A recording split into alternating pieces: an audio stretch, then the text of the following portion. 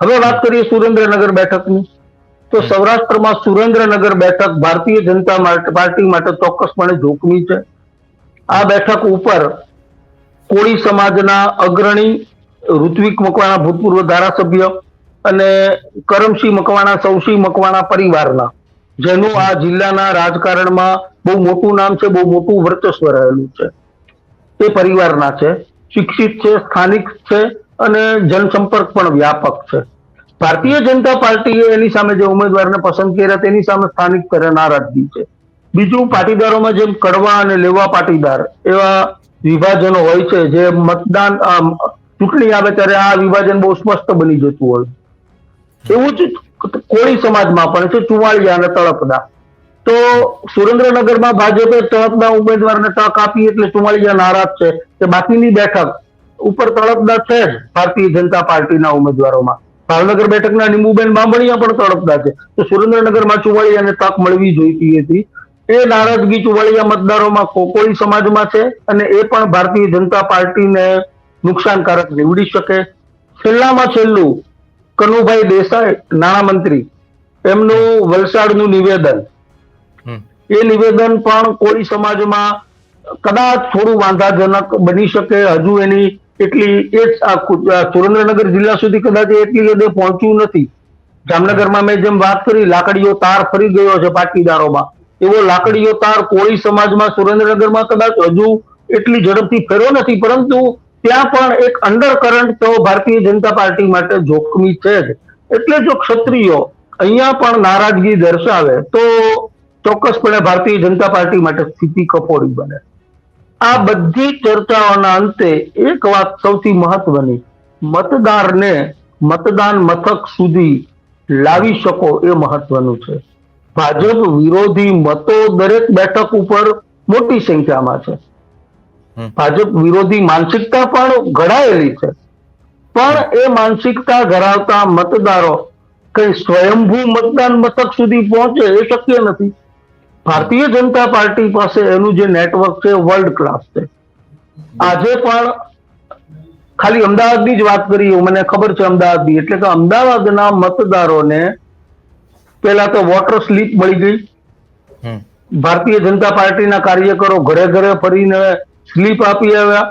એ આપી આવ્યા પછી આજે મતદાનના 2 દિવસ પહેલા દરેકને SMS કરીને વોટ્સઅપ થી કે ફોન થી મેસેજ આપી દેવામાં આવ્યો કે આપનું મતદાન મથક અહીંયા છે, યાદ છે ને, આપને વોટર સ્લીપ મળી ગઈ છે.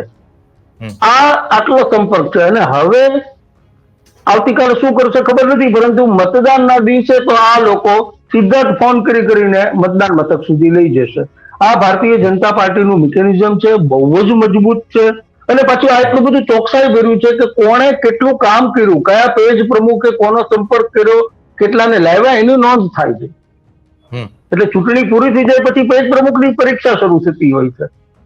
એના આધારે એને સંગઠનમાં આગળનું સ્થાન આપવું ન આપવું આ બધા નિર્ણયો સંગઠન લેતું હોય. તો આ પદ્ધતિ ભારતીય જનતા પાર્ટીની બહુ જ મજબૂત છે. મતદાર અંદર જે લોકોને મત આપે છે તો કોઈને ખબર નથી, અથવા એ મતદાર જ નક્કી કરવાનો, પણ એને લાવનારામાં ભારતીય જનતા પાર્ટી મોટી સંખ્યામાં લાવી શકે છે. કોંગ્રેસ પાસે આવું તંત્ર ક્યાંય નથી.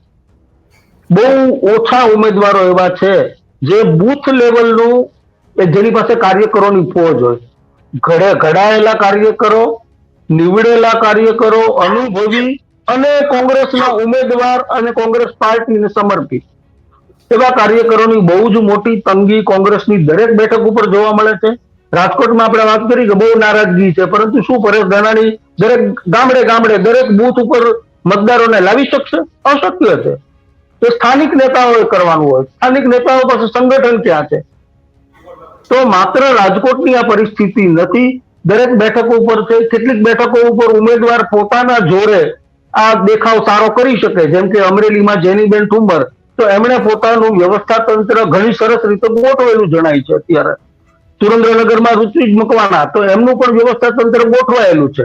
પરંતુ જામનગરમાં જ્યાં અત્યારે સૌથી વધુ ચર્ચા થઈ રહી છે, ત્યાં જેપી મારવિયાનું અમે જે જોયું છે એ જેપી મારવિયાનું ગામડે વ્યવસ્થા તંત્ર એટલી હદે ગોઠવાયેલું નથી. પોરબંદરમાં નથી. આ પરિસ્થિતિ બીજી જગ્યાએ પણ જોવા મળે છે. એટલે છેલ્લે જતા નારાજગી છે. ભાજપ ચૂંટણી આવે એટલે આ બધી ચર્ચાઓ થવાની, ચૂંટણી આવે એટલે રસાકસી પણ થવાની, તો જ ઉત્તેજના લાગે ને કે કોણ જીતશે. બાકી તો સાવ ક્લીન સ્વીપ એક તરફી હોય તો તમે હું ચર્ચા શું કરવા કરીએ. પણ એ ચર્ચાના અંતે આ વસ્તુ ધ્યાનમાં રાખવી પડશે કે વાતાવરણ નેગેટિવ લાગે તો પણ મતદાન મથક સુધી એ વાતાવરણને મતમાં કન્વર્ટ થાય છે કે નહીં, એ સૌથી વધુ મહત્વનું છે. ને એટલા માટે આ વખતે સૌરાષ્ટ્ર અને ઉત્તર ગુજરાત આ બે જગ્યાએ આપણે વિશ્લેષકો તરીકે મને એવું લાગે છે કે ગામડાના વોટિંગ ઉપર વધારે ફોકસ કરવું પડશે. ગામડાનું વોટિંગ શહેરના વોટિંગ કરતા જો મોટું થાય, વધુ થાય, તો એ નુકસાનકારક ગણાય ભાજપ માટે.